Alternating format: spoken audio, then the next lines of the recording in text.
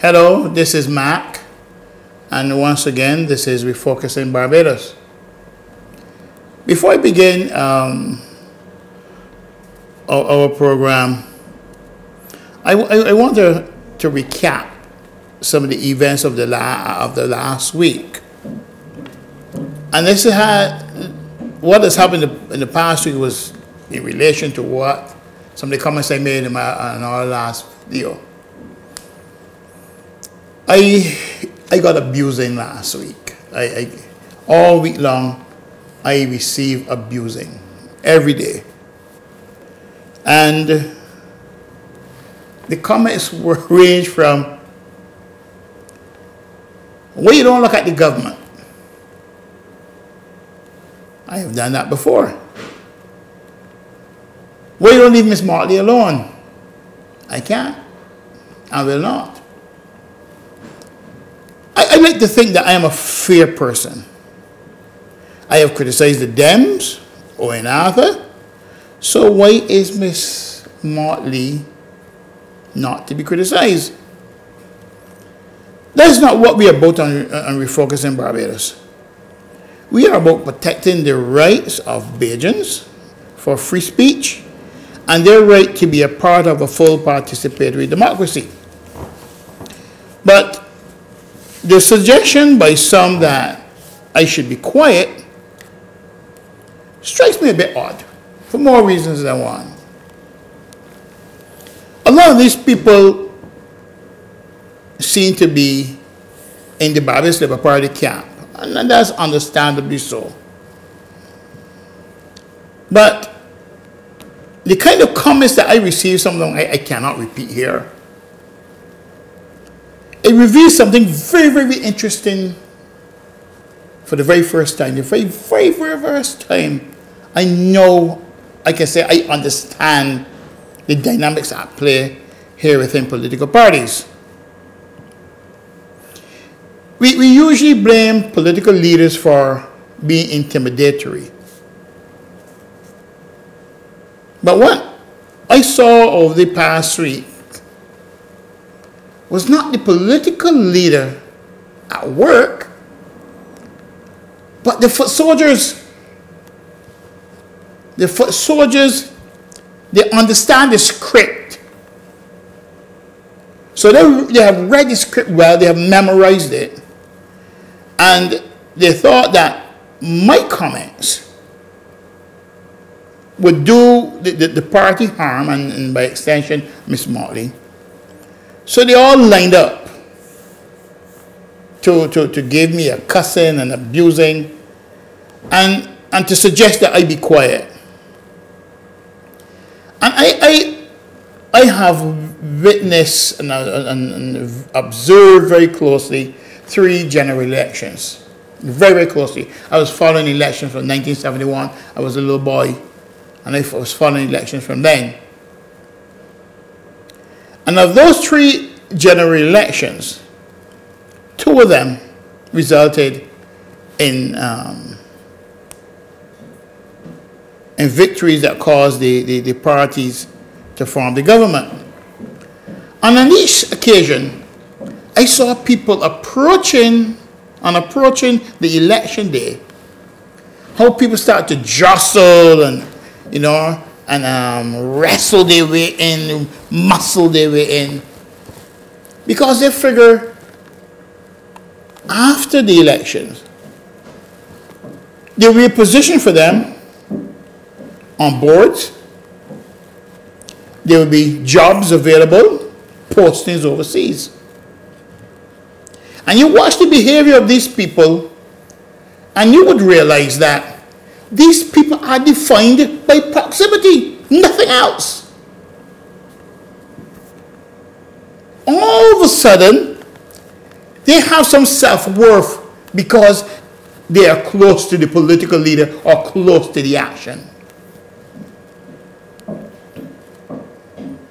And these people lining up to come out and criticize me and cuss me and suggest that I be quiet revealed to me for the very first time that it's the foot soldiers who do the dirty work of the political parties.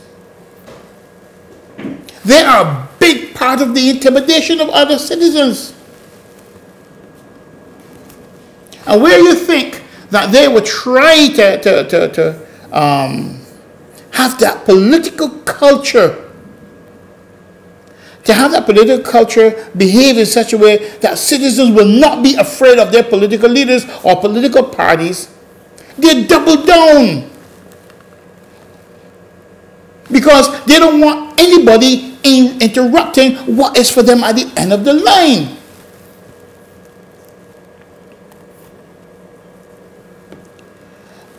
And the thing is about it that underlying all of this is an attempt to muzzle and to stifle free speech. And let me say this, free speech is the underpinning of any democracy. So we are heading down a very dangerous path.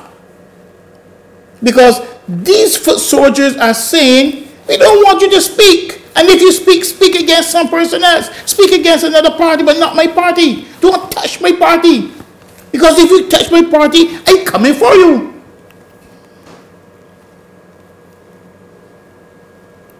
They do not allow dissent. And I don't understand why they would be so intolerant of people speaking their minds. And I am saying to these people, it's time that you look at the inner workings of your political parties. You look at your political leaders and decide that you are going to take your parties in a new and different direction. Both of the political parties play the same way. And we applaud. And this intimidation spreads fear. Fear to the extent that when we had all those layoffs last year, people in the government service would have loved to support their colleagues, but for fear of victimization, they kept their mouths shut.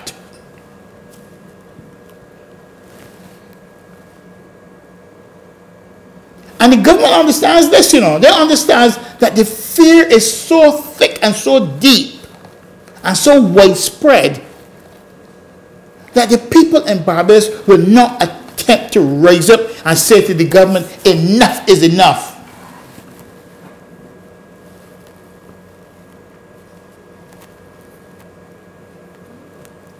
Rather than focus on me and my criticism of Miss Motley's strategy, what I would say,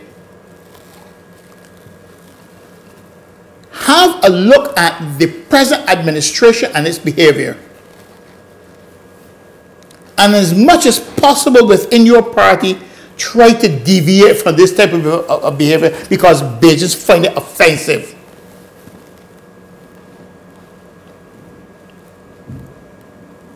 And we cannot afford to have citizens abandon their rights to free speech or abandon any kind of right at all, and then expect politicians to put restrictions on themselves. It would never ever happen.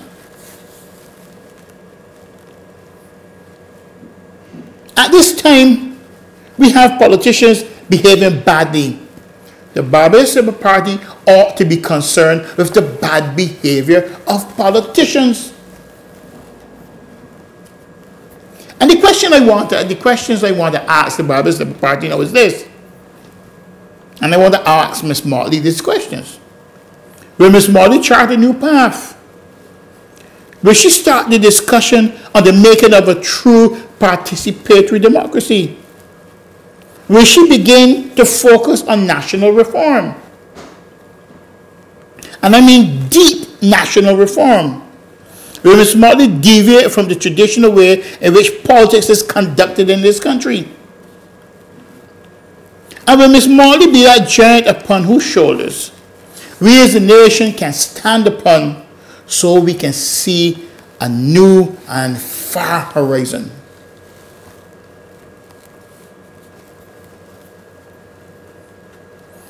The Barbados Labour Party ought to be concerned with their leader becoming a transformative leader.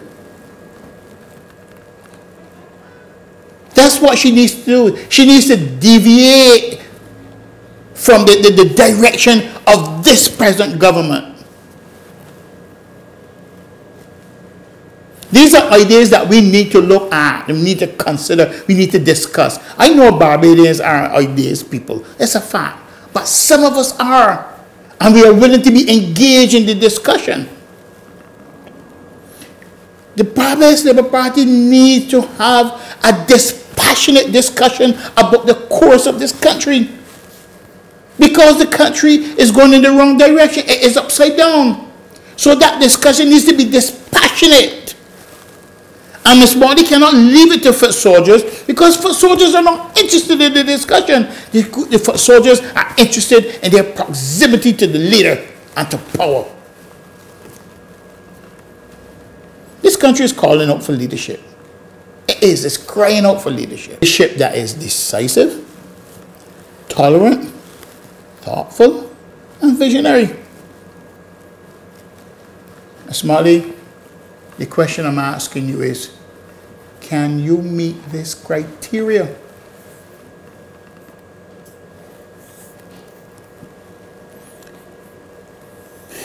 But I can say something, right? When I am discussing about free speech and democracy, it seems as though the 270,000 is now beginning to wake up. And for those of you who want me to be silent, you better be glad that the 270,000 is now beginning to speak. It has now awakened to the horror of the Clico fiasco. They're now getting a glimpse into it, and they see how horrible it is. They're now beginning to see the behavior of some people. They're beginning to wake up to the speaker's behavior and the behavior of politicians and lawyers.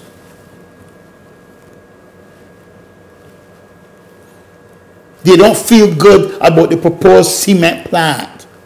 And they're speaking up. They're beginning to speak up. The chorus is getting louder and louder and louder. We have a new feature on our program as of today. It's called Another Thing. Another Thing. I thought the main function of the central bank was regulatory. It seems as though that's changed. Here is the problem.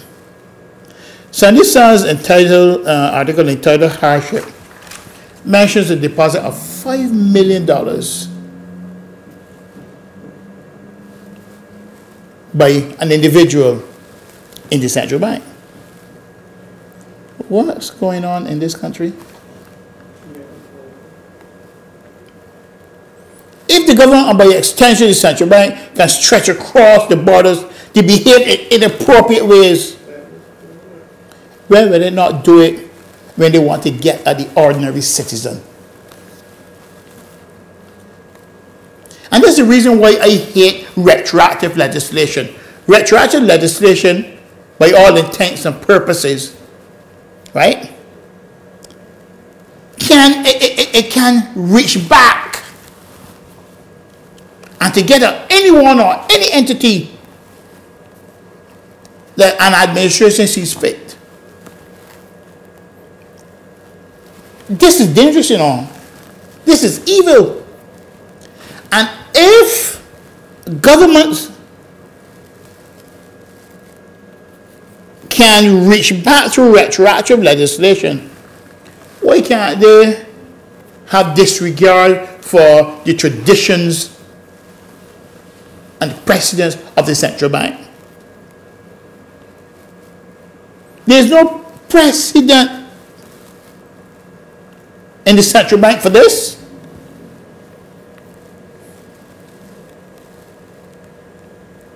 And that's why I say retroactive legislation. When I look at this, I start to think of retroactive legislation, how government can flaunt the law, disregard it.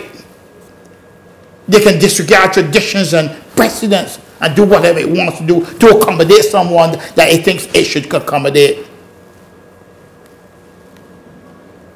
That kind of thing, right, gives way for governments and people to get at others in an ugly, legitimate way. And then the problem with this, right, the problem with what has happened at the central bank is that it will pose direct competition with the banks that it has to regulate. It is a contradiction of rules. If it can't accept deposits from individuals, then it can also mean that it can compete in terms of interest rates.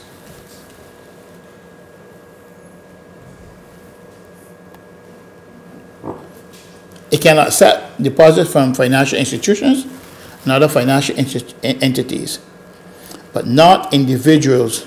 So why are they doing this? Another question, another thing. Is the minister aware of this? The Minister of Finance aware of this?